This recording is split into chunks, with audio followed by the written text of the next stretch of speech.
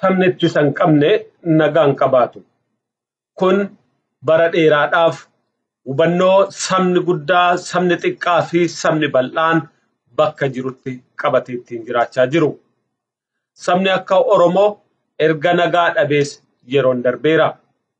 Uummanni Oromoo uummata guddaadha. Uummata nagaa jaalatu.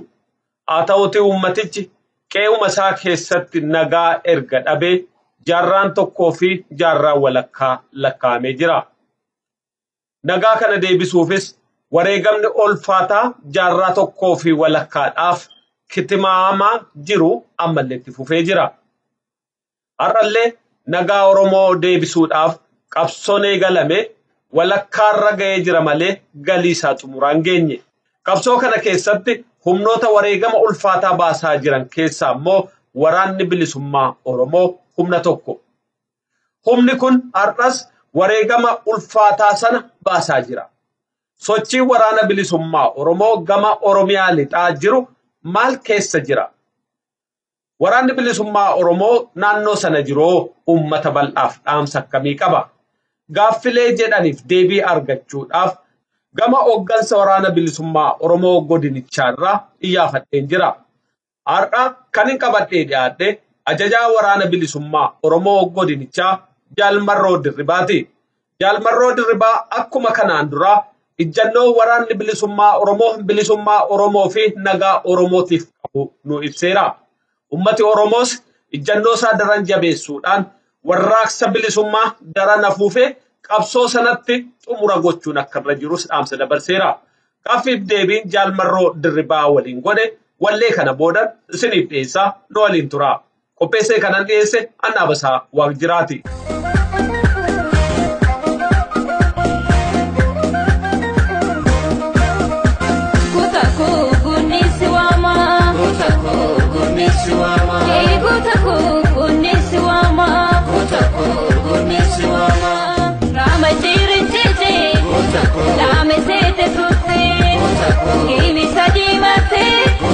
Barbadatti buute, madate manasa, sabo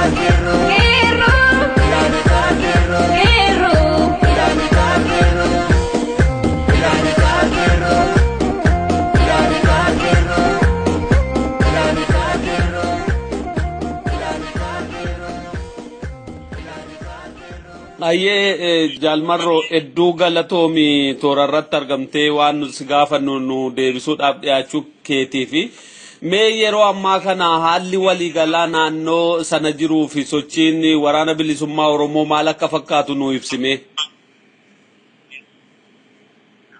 Ayyee sinis fayyaa ta'aa bakka jiraatanii haalli waliigalaa naannoo kana jiru sochii waraana bilisummaa Oromoo wanti jijjiirame tokkoyyuu hin jiru. Anuma durii fi haala hamtuu keessa dabarree eegumsa hedduu hundeen nu balleessuu nutti aggaamate sanarraa dandamannee hanqinoota nu mudatan tuffachuuni garuma kaleessa erbuu itti seennee bilisummaa saba Oromoo kanaaf jecha wareegamuma kafalamuu fi gabrummaa bara dheeraa nurra turte kanatti xumura gochuu fi waan nurraa eegamu akka waraanaatti dalagnu sana dalaguutti jirra. Yeroo dheeraa waan silaa duulaa diinarraas hubannaa dhaba saba keenyaa qabsoo bara dhufaa dabraa hiree wareegama ilmaan Oromootti iggitii gochuu fi guduunfuu dadhabuu nu mudateenii kaloonni kun silaa kaduriirraa baratee waan isaaf malu wareegama ofii kaffaletti xumura ofiisaa godhachuu qabu kabara dhufaa dabraa isa dabre irraa baratee hamiilanaa kana nu harkaan bahu ni xumuranna jenneetu turre irra guddaa kuni diina keenya biraayyuu osoo hin taane caalmaatti uummata keenya biraatii rakkoo jabballoota afaan mi'aahanii sabni kuni waan barbaadu argateera qabsoon goolabamteetti bilisummaan dhufeera jechuuni hawaasni keenya karaa gabaabduurra silaa daandii dheeraa deemaa dhufee xumura itti godhachuuf obsa xiqqoo tokko isa gaafatu dhabeetu kallattii gabaabduun gara bilisummaatti baana jechuuni dabuu mul'atterraatii waraanni bilisummaa Oromoo gaaga'ama guddaa keessa seeneetu ture. Ammoo haataatu ejjennoo warri qabu ilmaan Oromoo waan barbaadan beekanii fi maaliif akka ala jiran beekanii qabsoo kana oolchuu irratti of kitinnee sanaan ammoo milkiin argannee wareegama silaa kafaluu mallee bakka kaleessa wareegama kafallee bira dabarretti nu deebisuu guddaallee nu mudatusi keessa dabarreerraa haalli amma jiru gara to'achuutti ammoo waraanni bilisummaa Oromoo waraanaa hidhannooti harkaa qabaa lolachuudha danda'a wareegamaafis of qopheessee maaliif akka ta'us ni beekaa. Kana gidduutti baay'ee kan gaaga'ame hawaasa keenya hawaasa nagaa jaalatu harka duwwaa jiru hojjetatee jiraatutu dhumaatiin hin malle irra gahee hanga ammaallee ka jiru gama waraanaa caalaa gama uummata keenyaati duutii hidhaanii dararamni silaa baruma mootummaa hanga ammaa seenaa keessatti Itoophiyaa bulchan Oromoo irra gahe takkaa yoo wal bira qabnee ilaallee gahee hin beeknetu amma gahaa jira waggaa tokkootii asitti haala kanatu mudatee kana dandamachuutti dandamannees jirra rakkoon gama hawaasaa jiru garuu ammayyuu duutii hawaasa siviil ta'e harka duwwaa jirurra gahaa jiru hin dhaabbanne. Wanni waliigalaa gaa kallattii kamiinuu Oromiyaa keessa jiru kanadha fakkaata. Ajjechaa hama uummata nagaarra gahaa jirutu jira. Miidiyaan adda addaa kanallee akka yeroo kaanitti gabaasuutti hin jiru. Quunnamtiin hawaasummaa hedduunis ugguramee yookaan ukkaanfameetu jira waan ta'eef uummanni keenya dukkana hamtu yeroo baay'ee ulfaattuu ta'e keessattidha jireenya isaa gaggeessaa jira wanni waliigalaa jiru isa kanadha. Gidduu kana Abiyyi miidiyaatti dhiyaatee karaa keessumaa karaa lixaa lola jiru to'achaa jirra humna jirus nagaas buusaa jirra waan jedhu wayii dubbatee jira. kanarratti yaada maalii qabdu sin? Kun egaa amaluma agartee yeroo dheeraa fi miidiyaa adda addaa irratti adillee anillee uummanni keenyillee namni kaani jara kana ajjeeffatu hedduun illee dhagahaa ture. Yeroo barbaadan itti ka'anii waraanni bilisummaa Oromoo naannoo gadhiise badee bosonatti galchine ariinee biyyaa baasne torbee tokkotti harkaan qabannaa ji'a keessatti achi wanti kun deddeebi'eetuma dubbatama. Kunis waan sanarraa adda ta'e tokko hin qabu. Waraanni bilisummaa Oromoo hawaasa isaa waliin wareegama qaalii kafalaa naannoo jiru irratti lola ittisarra immoo darbee haleellaa gara rakkoo naannoo kana jiru xumura itti gochuutti falmaa hadhooftuudha gaggeessaa jira. Inni kun hawaasa keessaati silaa ka dhagahamuu qabu. Uummanni naannoo kanarratti waan jiru ukkaanfameetu jiraaf malee carraa argatee dubbate achi haasa'amu sana baay'ee kanarraa fagoo faallaa ta'uu namuu hubachuu ni danda'a ture. Ammoo nama faallaa kee dhaabbatee jiru tokkorraati akkuma titiisarraa damma hin eegne titiisni yoo gaaguratti galee bifa kamiinuu waggaa meeqa yoo eegdellee gaaf tokko yoo deemtee baasuuf jette waan raamme argitaan alatti dammi hin argamu. Maal jennaan uumamaan dammeessuu hin danda'u. Kunis nama faallaa kee dhaabbaturraa yoomiyyuu taana wanni ati dhageessu waanuma akkasiitii kan akkasumatti si ibsaa jechuudha. Waraanni bilisummaa Oromoo haala yeroo darbe karaa adda addaa diiguuf itti aggaammatame sana keessaa bahee dandamateera. Dandamannaa qofa osoo hin taane ofirraa qolachuu qolatee immoo lola mataa isaatiin qophii mataa isaatiin ofirraa loluu sadarkaa irra danda'utti ceheetu jira waraanni bilisummaa Oromoo.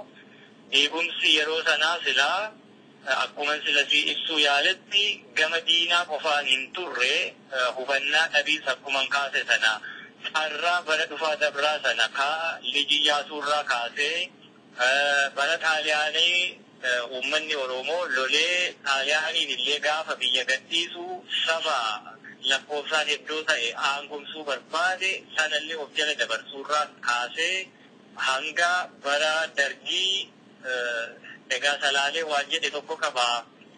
Safarii ilma bantii of eeggadhu jarri si gantii jedhanii akkitti gaa sirbaan nama gorsantu ture. Booddee immoo yaa safarii ilma bantii si mar'achiisanii akka hoolaa dhaltii jedheetti mammaake carraa achii nu darbee kaasee bara mootummaa ce'umsaa addi bilisummaa Oromoo waraana guddaa qabu dandeettii loltoota muuxannoo akkasumas beekumsa ogummaa qabanii hedduu qabu.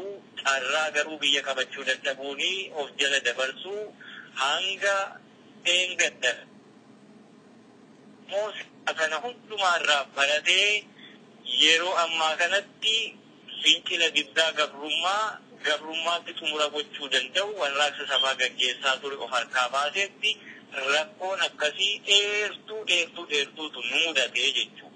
Kana hundumaa dandamachuu qofaa miti ammas deebinee wareegama biraa kafaluu fi qaabsoo biraatti gaggeessuu itti fufuu fi qophii hundumaa dandeettii hundumaa fi ga'umsa hundumaanii ofirraa qolachuurrallee darbee sagantaa mataa isaatiin socho'ee loluutti jira jechuudha waraanni bilisummaa Oromoo. Kanaaf gaaffii na gaafatte sanaa fi deebiin kiyyaa dandamannaarra sadarkaa darbeeni humni waraana bilisummaa Oromoo haa of ibichee jiru siin jechuu barbaada. Akkuma ati kaafte waraanni bilisummaa Oromoo yeroo adda addaa mootummaa Itoophiyaatti qawwee lafa kaa'anii galanii yeroo ammaa bakka adda addaatti faca'anii gargaarsa dhabanii rakkina adda addaaf saaxilamanii jiru. Kana laalchisee waan jedhu qabdaa? Inni kun egaa waan jechuu danda'u hin qabu. Deebisnee illee walitti mammaakuullee taate jaallanuma keenya kaleessaa sana akkanaan goyoonfaman malee hima didaanii du'an diduu ka'esantu waan isaan mudate natti fakkaatanii kanuman siin jedha. Gama kaaniin rakkoo uummata Oromoo ragaa jiru kanaa fi gaa ture walumaa galatti buqqisuudhaaf sadarkaatti uummati saata waayyoonni maal hojjechuu qabu jettee dhaamta. Ayyega wanni jechuu barbaadu bara dhufaa dabraa qarraa arganne hundumaa keessatti ejjennoo silaa ganamaa qabaanne sanatti ciccineetu haalli kamuu raafamni kamuu bubbeen kamuu yoo dhufe gowwummaa wallaalummaa siyaasaa garraamummaa Oromoonii yeroo hundumaa lolee xumura irratti guduunfaa gochuu dadhabuu sana keessaa of baasanii xumuratti godhamuudha qabaa. Keessumaa namoonni keenyi gara diidaa jiran silaa biyya faranjiitti jiraatanii biyya beekumsi qaroominni akkasumas teknooloojiin adda addaa guddinni adda addaa keessa jiru keessa jiraatanii biyya sana keessa jiraachuu qofaa osoo hin taane guddinaa fi qaroominni biyyi sun qabaatte siyaasaa fi dimokiraasiin biyyi sun keessa jirtullee waliin guddachuudha qabani.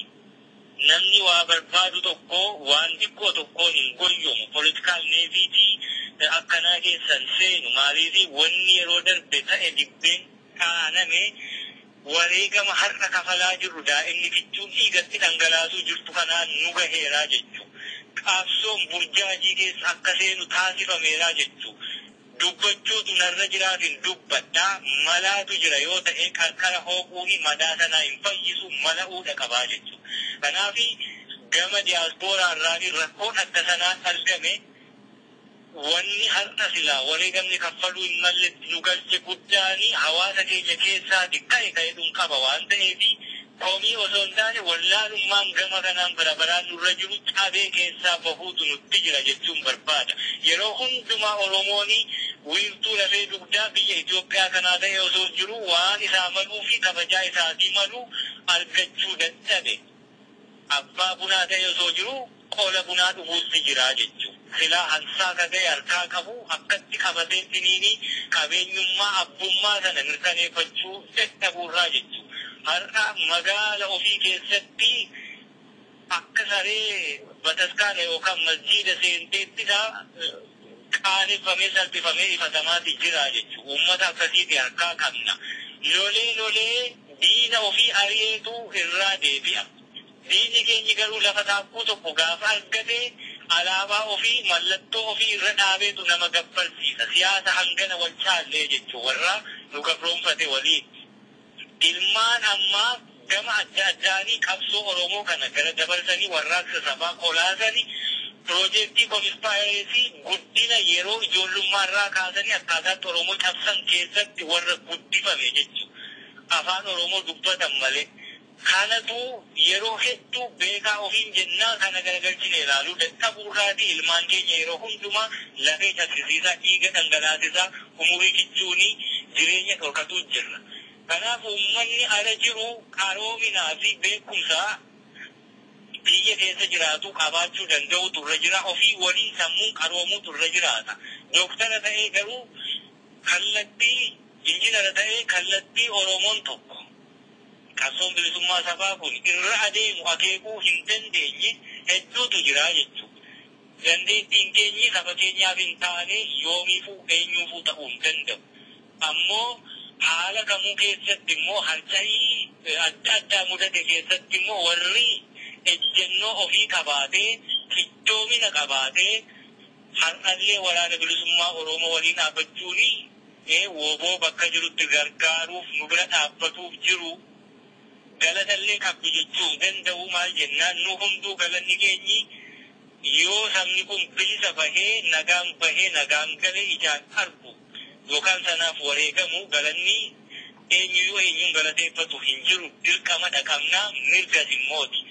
Isin waraana taatanii mootummaa Itoophiyaa dura dhaabbattanii lolaa jirtanii hawaasti sadarkaa adda addaa jiru yoo maal godhee humna isinii ta'uu danda'a?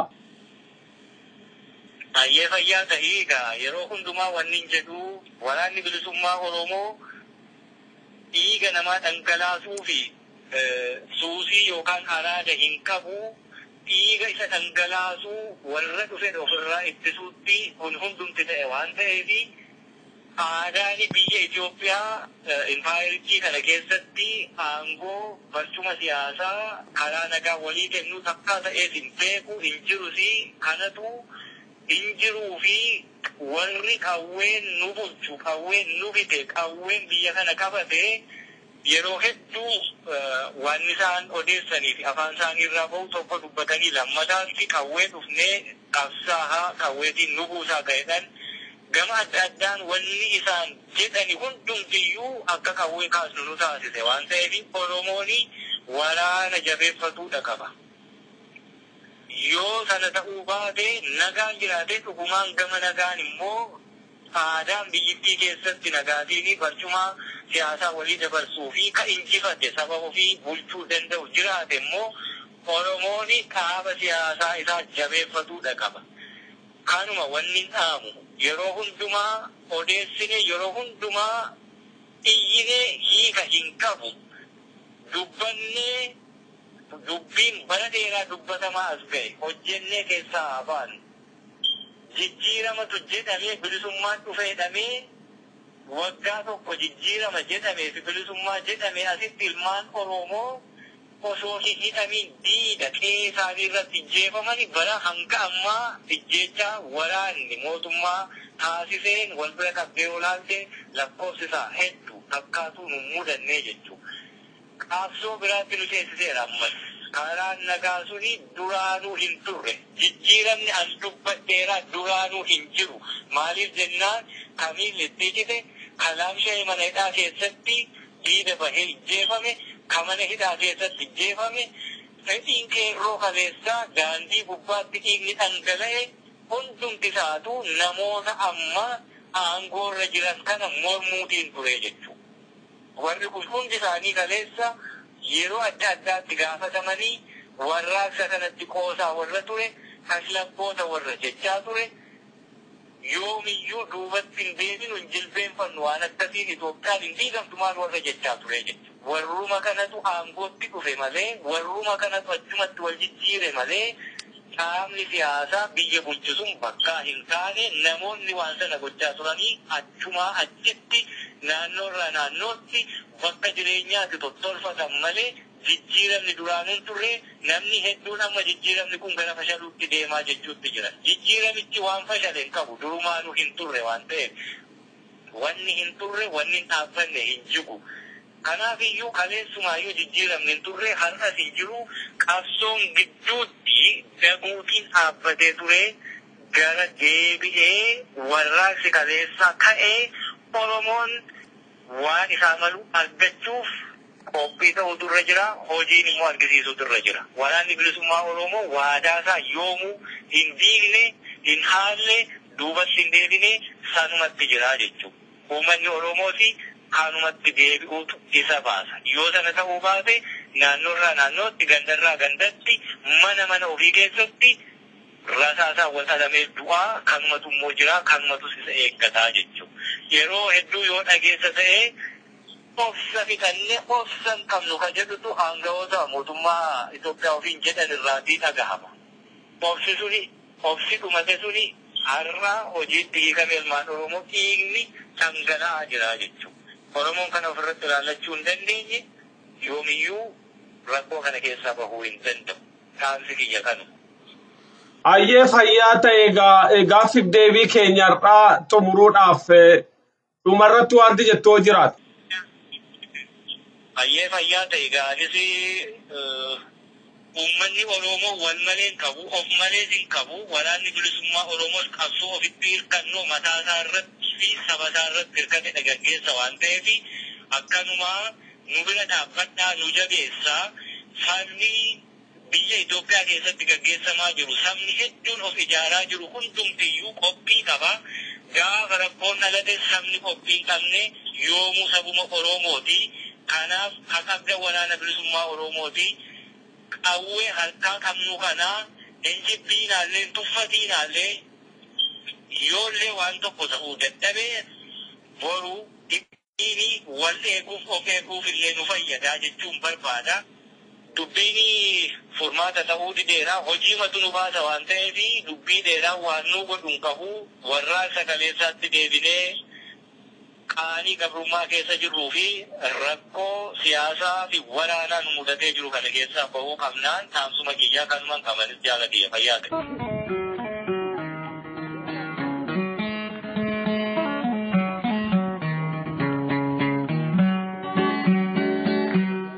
biyyi kamiyyuu kabajaa olaanaa kan argatu humna ittisaa kabajaa itturu yoo qabaate ummanni Oromoo kan diina jalatti kufee rakkoo adda addaaf saaxilamaa tures ittisa jabaa waan dhabeefi ummanni kun ittisa isaa hagan jabeeffannetti humna jabaa isa eeguu fi nagaa isaa kabachiisu hagan qabaannetti gara fuulduraattis nagaa jiraachuu hin danda'u.